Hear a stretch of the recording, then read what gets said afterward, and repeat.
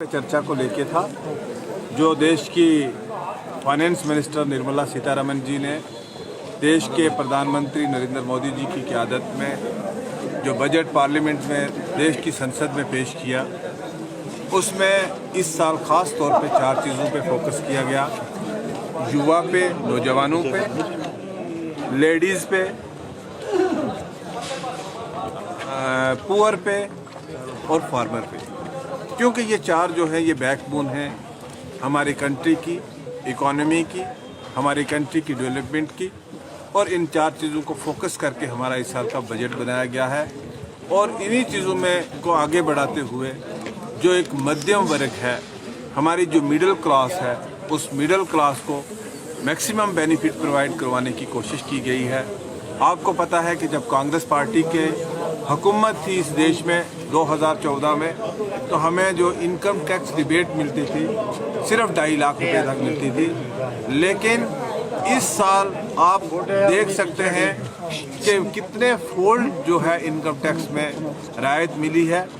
12 लाख रुपए तक हमें राहत है। 4 लाख तक तो बिल्कुल ज़ीरो टैक्स है, और 8 लाख तक 5% टैक्स है, और 8 से 12 तक 10% टैक्स है। अगर हम नॉर्मल रिबेट की बात करें तो हमें पिछले सालों के मुकाबले में इस साल जो है 60,000 रुपया एक आम व्यक्ति का जो है, मिडिल क्लास आदमी का जो है, वो जो 12 लाख रुपए तक उसकी आमदन है वो बचा पाएगा। इसके अलावा जितनी भी स्कीमें हैं जो मैंने विस्तार से अंदर बात की, आपको बताया कि मध्यम वर्ग के लिए, हिंदुस्तान की डेवलपमेंट के लिए, हिंदुस्तान की सुरक्षा के लिए, हिंदुस्तान को आत्मनिर्भर बनाने के लिए, एक विकसित भारत बनाने के लिए तमाम जो स्कीमें हैं, वो एक फाउंडेशन जो है वो इस साल रखी गई है, जो अगले आने वाले 5 सालों में जिस पे चला जाएगा।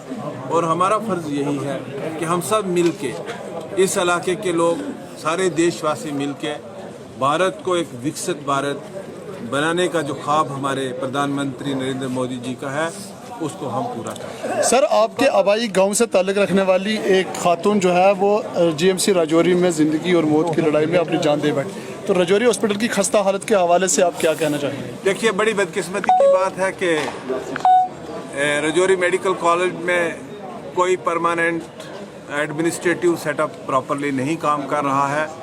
यहाँ पे जो भी एडमिनिस्ट्रेटर्स हैं वो एक एडहॉक अरेंजमेंट के तहत आते हैं।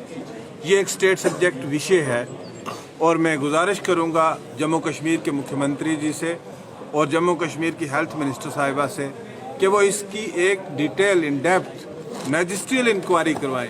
वही डॉक्टर जिनके हाथों वो बच्ची किरण की बात कर रहे हैं आप, किरण की मौत हो जाती है, और वही डॉक्टर उसकी इन्वेस्टिगेशन करेंगे। मुझे लगता है कि ये बहुत एक दुखित बात है, और हम माननीय एलजी साहब से भी इस बारे में बात करेंगे। और आए दिन, ये कोई पहला वाक़या नहीं है, आए दिन यहाँ पे इस किस्म के वाक़यात रोनुमा होते हैं, और बहुत सारी हमारी बहनों की ज़िंदगी चली जाती है। हमारा अगर मेडिकल कॉलेज लेबर को हैंडल करने के लिए सक्षम नहीं है, तो वो बड़ी बीमारियों को क्या हैंडल कर पाएंगे? मेरे लिए ये चिंता का विषय है। आपके निकास सबका साथ सबका विकास की बात की है, आपके एक सीनियर, मैंने तो ऐसा कोई बयान सुना नहीं है, लेकिन जिसने भी ऐसा बयान दिया है वो उसका व्यक्तिगत मतलब पर्सनल इंडिविजुअल कैपेसिटी में स्टेटमेंट हो सकता है। उसका भारतीय जनता पार्टी के साथ कोई नहीं। पार्टी को कार्रवाई करेगी के ज्ञान में उसको लाइएगा, पार्टी उसको एग्जामिन करेगी। अगर ऐसी बात साबित होती है तो डेफिनेटली पार्टी के अध्यक्ष जी यहाँ पे हैं हमारे डिस्ट्रिक्ट के, ये पार्टी एक रूल्स एंड नॉर्म्स के मुताबिक चलती है। और आज भारतीय जनता पार्टी जो है, प्रधानमंत्री का नारा है सबका साथ, सबका विकास, सबका प्रयास, सबको साथ लेके चलना है। और राजौरी पुंछ की एक रवायत रही है, आपसी भाईचारे की रवायत रही है। यहाँ हनुमान चालीसे की क्या बात करते हैं, यहाँ बैरों की जयंती नहीं निकलती है, यहाँ परशुराम जी की जयंती नहीं निकलती है, यहाँ जुमा के दिन सड़क पे नमाज नहीं पढ़ी जाती है। ये सड़कें हम अल्लाह की बनाई हुई ज़मीन है, और ये सबकी साझी है। ये राजौरी पुंछ हमारी सबकी साझी धरती है, इसको बांट कोई नहीं सकता। ना पहले भी बहुत सारी बांटने की कोशिश की गई, ना पहले बटा है और ना आगे बढ़ेगी। दिखाते रहे लेकिन मिला कभी किसी को कुछ नहीं।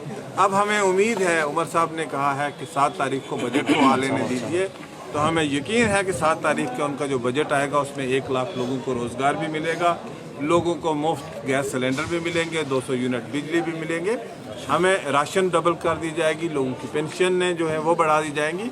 हमें उनको वक्त देना चाहिए, हम देख रहे हैं कि वो अपने वादे पूरे करें। Thank you sir.